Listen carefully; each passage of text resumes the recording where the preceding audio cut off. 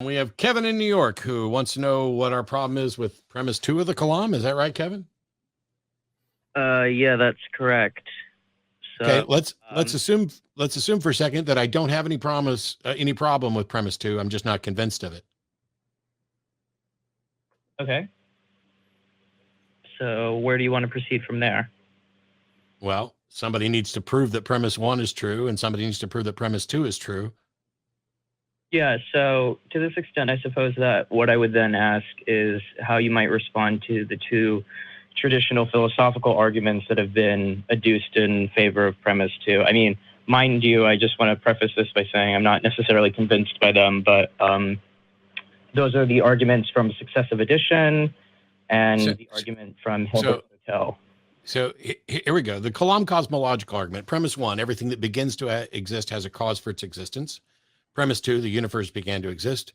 Conclusion, therefore, the universe has a cause for its existence. Now, premise 1 is something that hasn't been demonstrated, and I don't think it could be, because it's a declaration about everything, and it's saying that everything that begins to exist has a cause for its existence.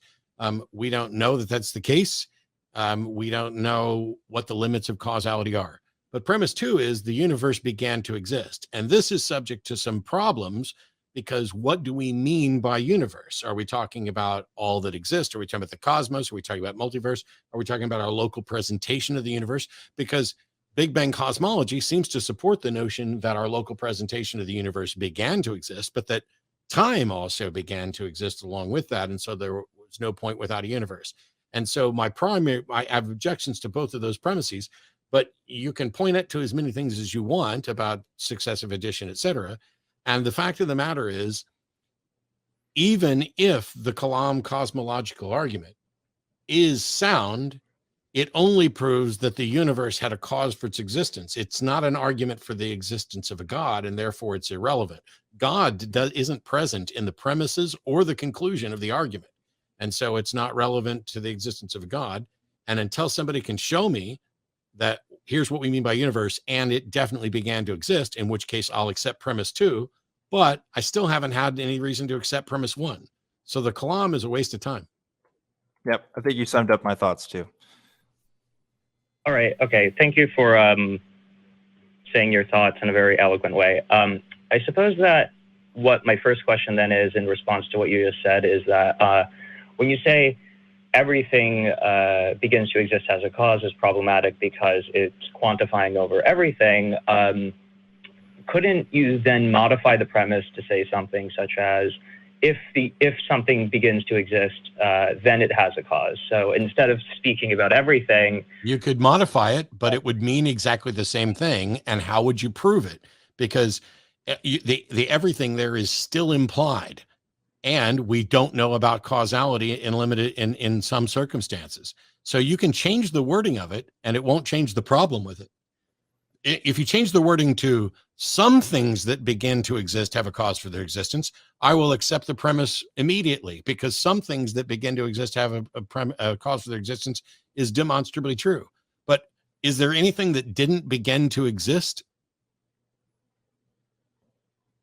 Is there anything that didn't begin to exist? You could argue that abstract objects didn't begin to exist, or if you're a moral realist, then moral facts wouldn't begin to exist. I'm sorry, one more time? Sorry, maybe sorry. If you could argue that abstract objects, if you're a Platonist, might not begin to exist, or if you're a moral realist, like Peter Railton, you might think that moral facts didn't begin to exist. Yeah, but I don't care about, so, okay, now we are involved in some absolute philosophical bullshit that is a huge, huge waste of time, because all I was asking is there something that exists that did not begin to exist? And when we're talking about things that exist, we're not talking about abstractions or opinions about moral facts. We're talking about things, empirical things.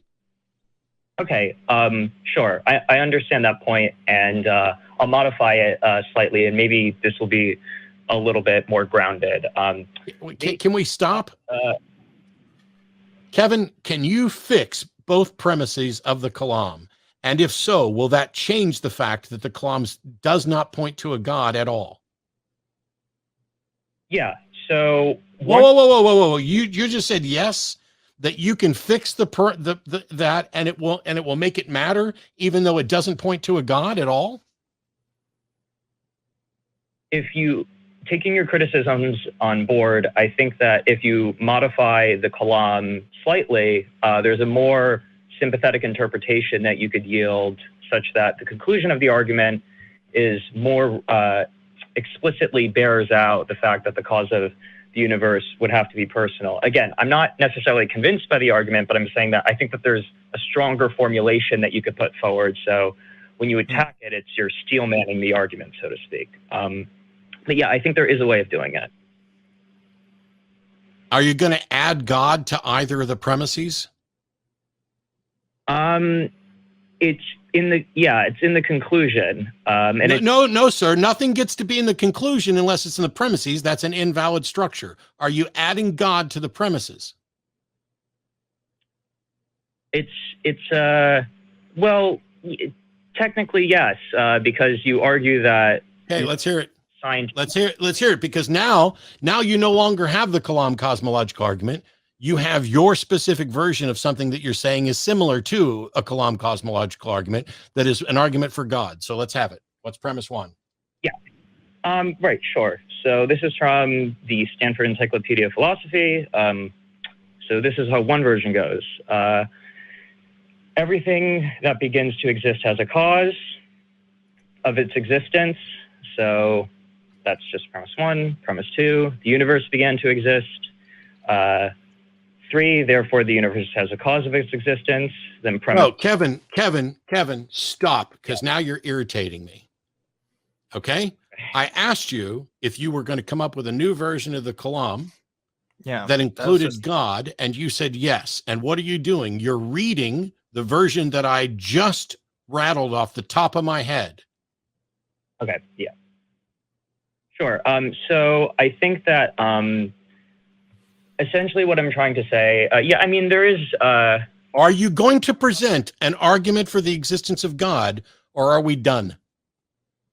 Oh, no, okay, I can do it. Okay, so here's... Then stop wasting my fucking time and do it. Okay. What's premise one?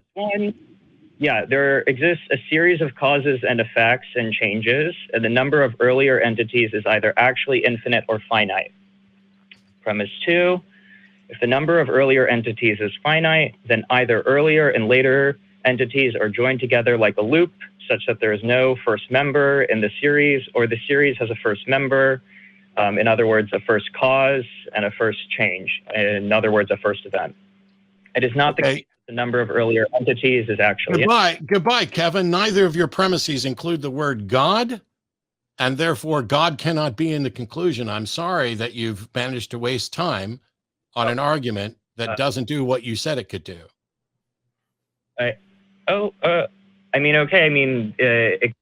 Yep. Moving on. Yeah, that's if Kalam. If there exists a series of causes, effects, and changes, it's either actually infinite or not infinite. So you've vanished. You've moved on from the Kalam cosmological argument to a version of the first cause argument, which also doesn't include God. Yeah, and no God wonder you identify as an agnostic, Kevin. I don't think God would solve the problem of infinite regress either, so it's a moot point.